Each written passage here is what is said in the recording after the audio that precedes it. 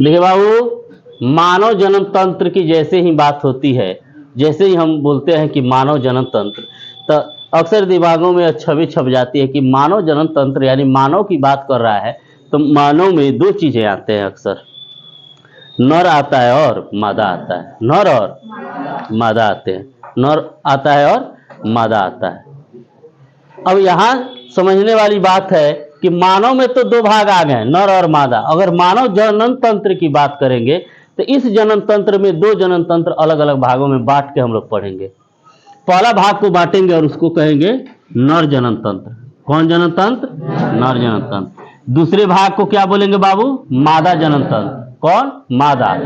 अब देखिए, कह रहा है कि अगर नर जनन तंत्र, तंत्र की जैसे ही बात होती है, तंत्र का मतलब होता है सिस्टम। तंत्र माने इंग्लिश सिस्टम। और कोई भी सिस्टम चलाने के लिए एक इंसान नहीं रहता है, उसके साथ कोई वो जुड़ा होता है। तो नर के यह सभी क्या है? भाग है। नर जनन के क्या है? यह भाग है। नर जननांग जो होता है, नर जननांग में इतने भाग मिलते हैं, तब इतने भागों के मिलने से नर जनन तंत्र बनता है। नर जनन तंत्र। नर जनन तंत्र का पहला भाग होता है वृषण, दूसरा अधिवृषण, तीसरा शुक्रवाहिका, चौथा शुक्राशय, पांचवा पुरस्थ, छठा कॉपर ग्रंथि, सातवां सीसन। पहला यहां हम लोग देखेंगे वृषण क्या है। वृषण बाबू कह रहा है नर जनन तंत्र का ऐसा भाग है जो नर जनन तंत्र यानी जननांग के यानी सीसन के बाहर क्या होता है? उपस्थित होता है। कैसा होता है जी? बाहर उपस्थित होता है। जैसा अगर हम बना रहे हैं यहाँ पे नर जनन तंत्र, अगर बना रहे हैं बाबू, नर जनन तंत्र बना रहे हैं, तो यहाँ पे वृषण पाया जाता है। यहाँ पे क्या पाया जाता है? वृषण पाया जाता है। और इस वृषण को देखते हैं बाबू, एगो कवर में क्या होता है? पेशीय कवर में बंद रहता है, और इसी कवर को हम लोग कहते हैं वृषण कोश। क्या कहते हैं? वृषण कोश कहते हैं। इसी वृषण कोश के अंदर क्या पाया जाता है बाबू? वृषण पाया जाता है। क्या पाया जाता है? वृषण पाया जाता है। और इसी वृषण कोशिकाओं के द्वारा शुक्राणुओं का स्राव होता है। किसका स्राव होता है? शुक्राणुओं का स्राव होता है अक्सर। अब आप लोग को बता दे बाबू कि यह सिस्टम जो है हमारे बॉडी के बाहर क्यों होता है।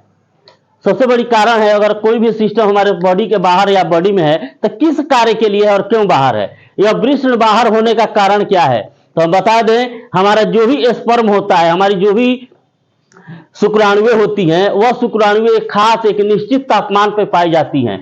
हम लोग के शरीर के जो तापमान होता है ना, उस तापमान से 2 से 3 डिग्री कम होती है। वही कारण है कि हमारा क्या होता है जी?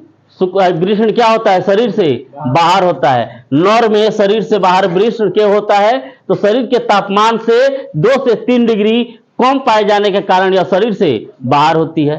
तो आखिर कारण क्या है कि यह बाहर होती है? तो कारण यह है बाबू कि जब यह शरीर के तापमान के बराबर होगा तो हमारे शुक्राणु क्या होंगे? नष्ट हो जाएंगे और किसी न किसी रास्ते से हमारे शरीर से बाहर निकल जाएंगे, और वह मनुष्य पुनः संतान उत्पत्ति नहीं कर सकता है। जब शुक्राणु ही नहीं रहेगा तो संतान की उत्पत्ति हो सकती है? नहीं। यही कारण है कि जो वृषण है वह हमारे बॉडी से बाहर होता है और हमारे शरीर के टेम्परेचर से 2 से 3 डिग्री कम होता है। Thank you.